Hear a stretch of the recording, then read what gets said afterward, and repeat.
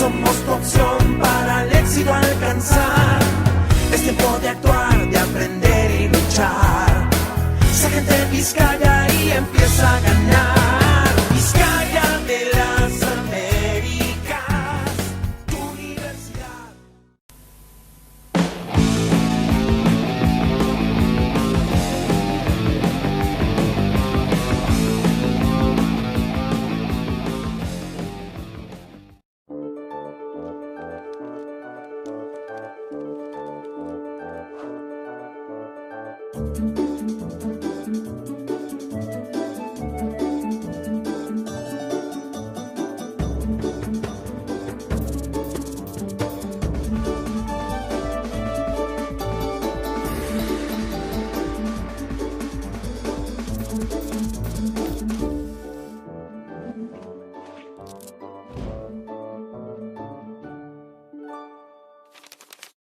Todos los caminos conducen a Roma.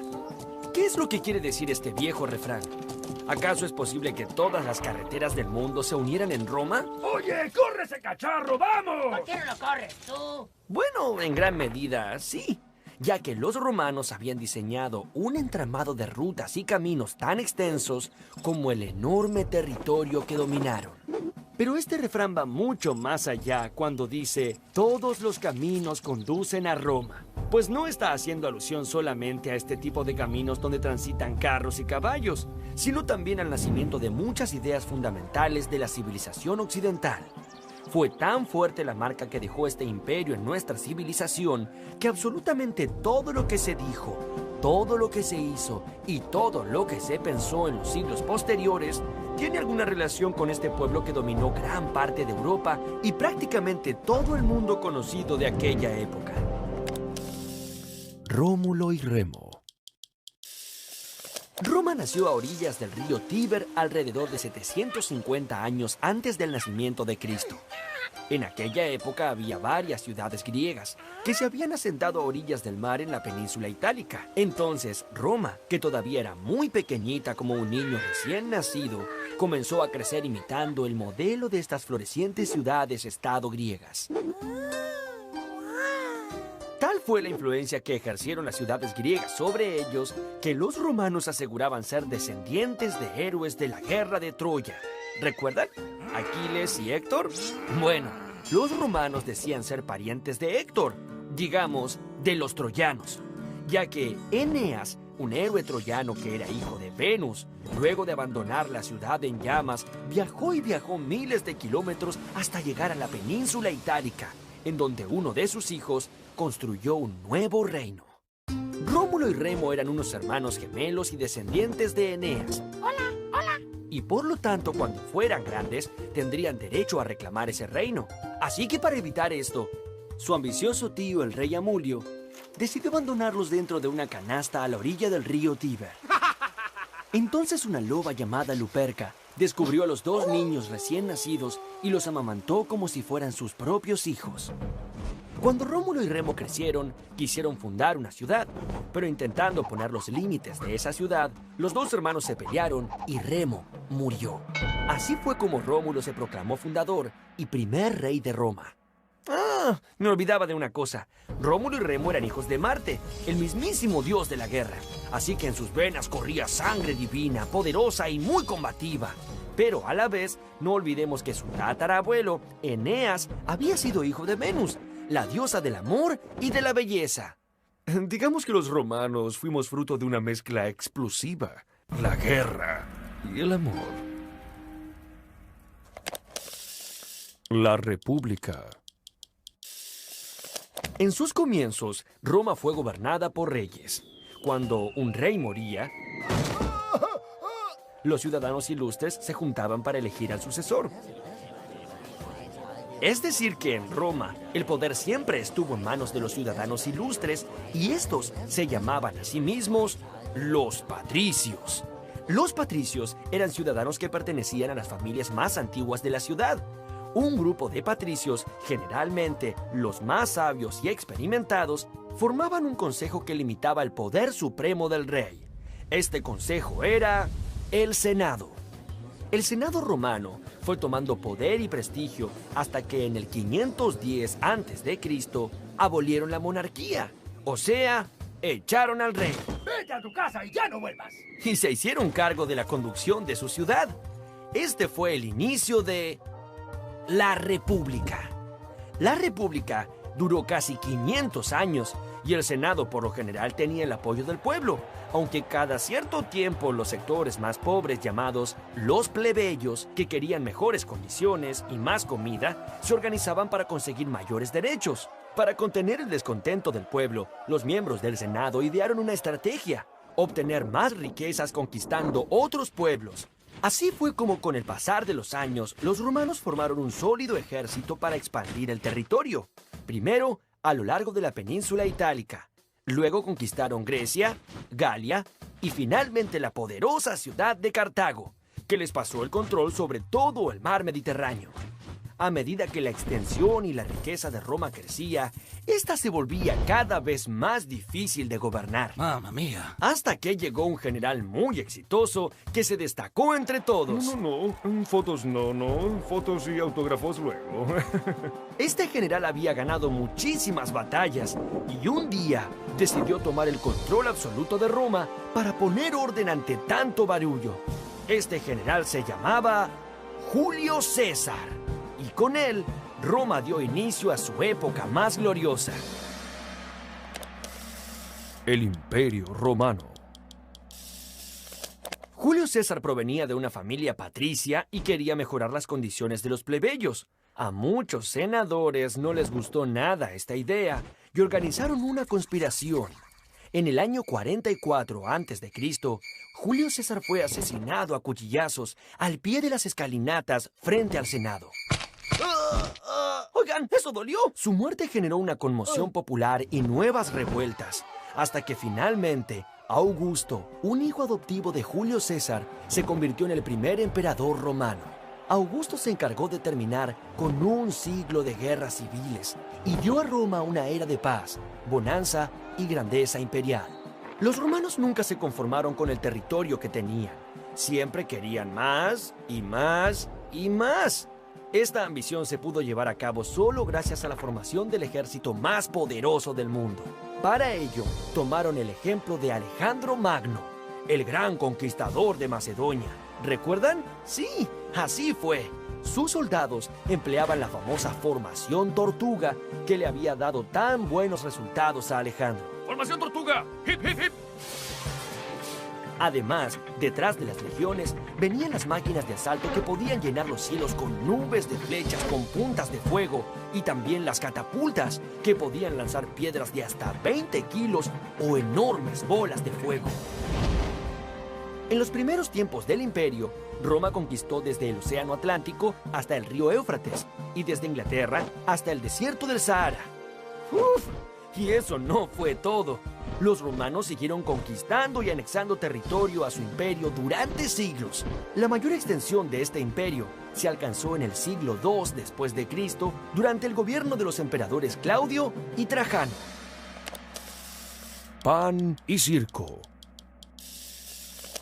A pesar de las conquistas y de la acumulación de poder y riquezas para Roma, las tensiones entre patricios y los plebeyos eran continuas. Así que los emperadores buscaron una forma de mantener entretenido a su pueblo.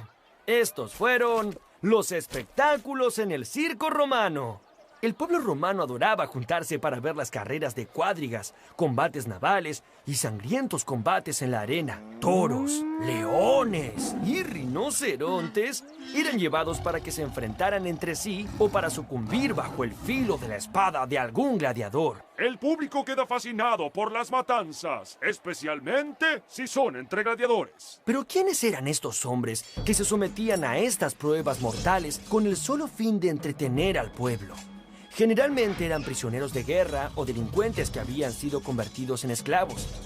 Cuando un gladiador caía herido, el emperador interrogaba al público que, enardecido, respondía si merecía vivir o ser ejecutado. Los gladiadores que salían victoriosos en muchos combates generaban fervor entre la multitud, convirtiéndose en ídolos. Ellos serían liberados de la esclavitud y gozarían de la fama y la gloria el resto de sus vidas. La familia. El núcleo de la sociedad romana era la familia. Las familias ricas eran los sucesores de los primeros habitantes de la ciudad. Deme el micrófono. Toda familia patricia tenía su pater familias. Este tenía autoridad máxima en los asuntos del hogar. Era tanto el sacerdote como el juez de los conflictos entre parientes. Lo que dijo el señor era cierto. Todo dependía de él. No solo los hijos y parientes, sino también todos los que vivían bajo su autoridad, incluidos los criados y los esclavos. Por supuesto, lo mejor era ser respetuoso y obediente con el pater familias, porque tenía tanto poder que la ley lo autorizaba a disponer de la vida, la venta y la muerte de cualquier miembro de la familia. ¿Qué has dicho? No, nada.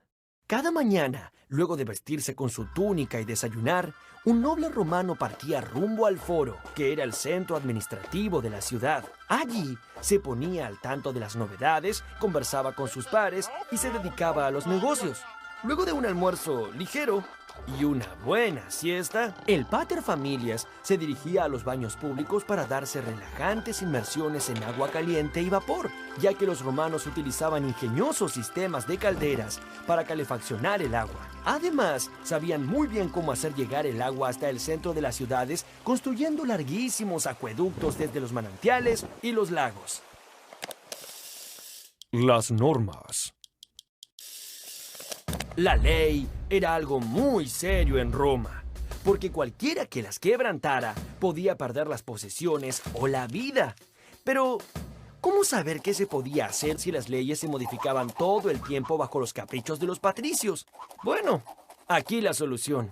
Los plebeyos exigieron que se establezca un código en el que se graben todas las leyes y sus respectivas modificaciones. Este código de normas es lo que hoy se conoce como el derecho romano. En la actualidad, todos los países del mundo toman como base al derecho romano antes de proclamar una ley. En Roma había normas para casi todos los aspectos de la vida. Normas para comprar y vender, normas para transitar o navegar, normas para casarse. Muchas. Los romanos también comprendieron que para manejar un imperio habitado por poblaciones tan diferentes era necesaria una lengua común. Así se expandió el uso del latín. Gracias al desarrollo de esta lengua, los romanos pudieron expresar muchas ideas sofisticadas. Así es, mis queridos amigos. No todos los idiomas tienen la misma posibilidad de expresar pensamientos. Había pueblos que usaban las mismas palabras para significar muchas cosas diferentes. Todos esos pueblos de lenguas primitivas eran llamados bárbaros, ya que lo único que los romanos lograban comprender era un constante bla, bla, bla, bla, bla, bla, bla, bla. Oye, no entiendo nada. Para los romanos, dominar el idioma latino era sinónimo de ser una persona civilizada. Del latín derivan un montón de idiomas que hoy conocemos, como por ejemplo el castellano, Buen día. el francés, Bonjour. el portugués, Bon dia. el rumano Buna. y por supuesto el italiano. Ci vediamo, caro mio. El final del imperio. Bienvenidos al concurso del final de esta historia. La pregunta del millón es: ¿puede un imperio durar para siempre?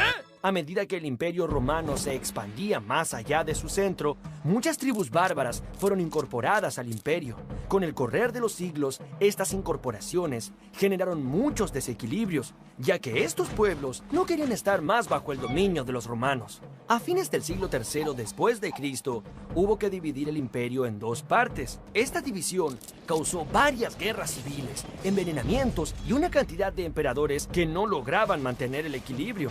El pueblo, harto de esto, empezó a buscar un refugio. Durante la época de Augusto, es decir, al comienzo del imperio, en Palestina, una recóndita, pobre y alejada provincia romana, nació Jesús de Nazaret. Jesús era muy bondadoso y le predicaba al pueblo que con el amor era posible conseguir la salvación en el reino de Dios. Poco a poco estas ideas fueron recibiendo un enorme apoyo. Entonces, los soberbios romanos vieron en Jesús un poderoso enemigo. Finalmente lo arrestaron y fue crucificado. Después de siglos de persecuciones y muertes, el cristianismo terminó convirtiéndose en la principal religión del Imperio Romano. Finalmente, Roma se volvió imposible de manejar. El Imperio de Occidente cayó en el 476 después de Cristo en las manos de los bárbaros germanos. La otra mitad se convirtió en el Imperio Bizantino y se mantuvo en pie hasta 1453, cuando fue tomado por los turcos. ¿Puede un imperio durar para siempre? Bueno, no. Pues la respuesta del millón es... ¡No! ¡Gané! ¡Felicidades, Pipo! Bueno, pero en realidad la influencia del Imperio Romano sí dura hasta hoy. El latín ha sido el idioma madre de muchísimas lenguas modernas. El derecho romano ha sido el punto de partida de todas las leyes del mundo, y sus instituciones han sido el modelo de los estados modernos. Aún hoy, tan lejos de su antiguo esplendor, Roma sigue siendo la ciudad a donde confluyen todos los caminos.